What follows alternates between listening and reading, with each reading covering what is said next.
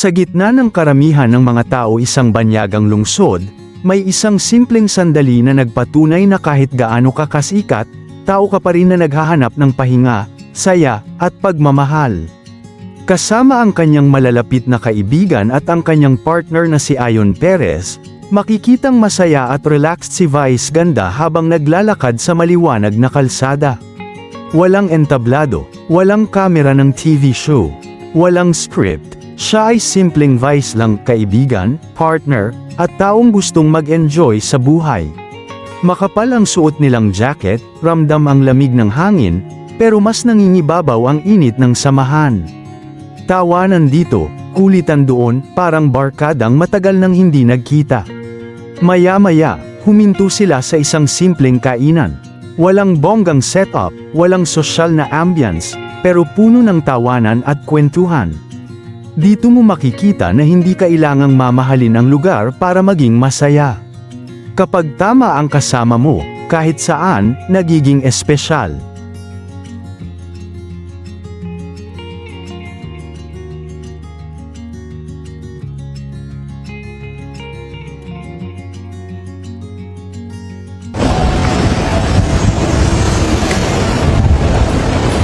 Pogi niya, oh. Pasyang artista, no? Dami na, pogi.